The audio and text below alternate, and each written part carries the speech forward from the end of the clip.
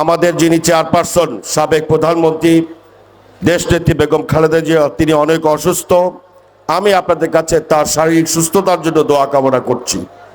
সেই সাথে আমাদের দলের চেয়ারম্যান ভারপ্রাপ্ত চেয়ারম্যান জনাব তারেক রহমানের সুস্থতার জন্য আপনাদের কাছে দোয়া কামনা করছি। আমার জন্য দোয়া করবেন। যারা বিগত 15 বছরে গণতান্ত্রিক আন্দোলন করতে গিয়ে শাহাদাত বরণ করেছেন তাদের জন্য আপনারা দোয়া করবেন। কুফর থেকে মুক্তির ব্যবস্থা না করা হয়, অচিরে একটা ডাক আসবে, সে ডাক হবে শাহাদাতের ডাক, সে ডাক আসবে ইসলামী বিপ্লবের ডাক। সে বিপ্লবে শহীদ ঈদগাহে রক্ত দেওয়ার জন্য জমায়েত হতে হবে।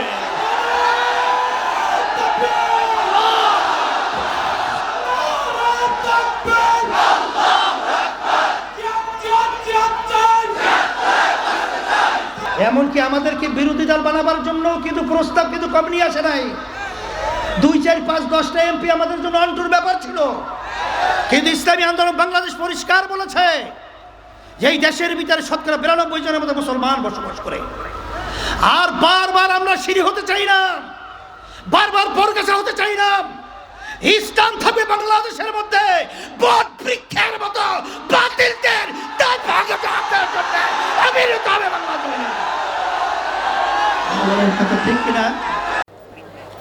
এই উপমহাদেশের এই বিভাগের বরিশাল বিভাগের কওমি মাদ্রাসা ঐক্য পরিষদের সম্মানিত নেতৃবৃন্দ, সম্মানিত ওলামা ইকরাম এবং সম্মানিত ইসলামী জনতা, আসসালামু আলাইকুম।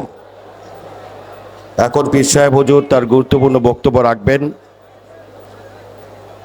আল্লামা মামুনুল হক সাহেব অত্যন্ত গুরুত্বপূর্ণ কিছু কথা বলে গিয়েছেন। আমিও সেই কথাগুলি খুব সুন্দর করে মনোযোগ সহকারে শোনার চেষ্টা করেছি।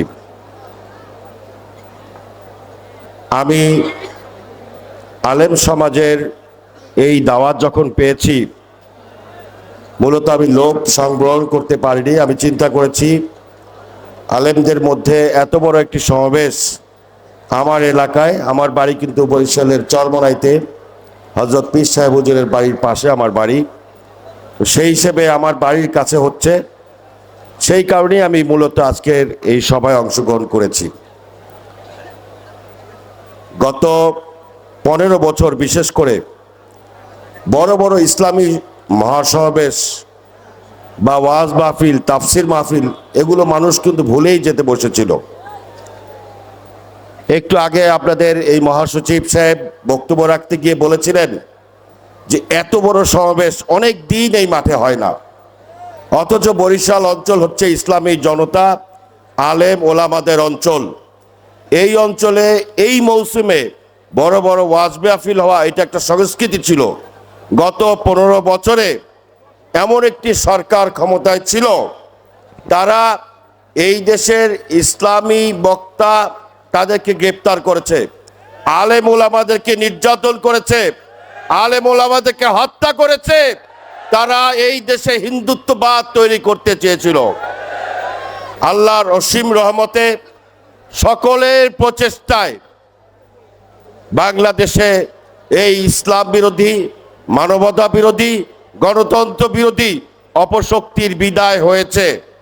এই সময়ে আলেম সমাজ সহ সমস্ত ইসলাম প্রিয় মানুষ, গণতান্ত্রিক মানুষকে ঐক্যবদ্ধ থাকতে হবে এই ফ্যাসিবাদী শক্তি যাতে আবার মাথা উঁচু করে না দাঁড়াতে পারে। আমাদের অনৈক্যের কারণেই কিন্তু সেই ধরনের সম্ভাবনা সৃষ্টি হতে পারে। এই জন্য আলেম সমাজের সবচেয়ে বড় দায়িত্ব রয়েছে। আমি আপনাদেরকে বিরক্ত করব না।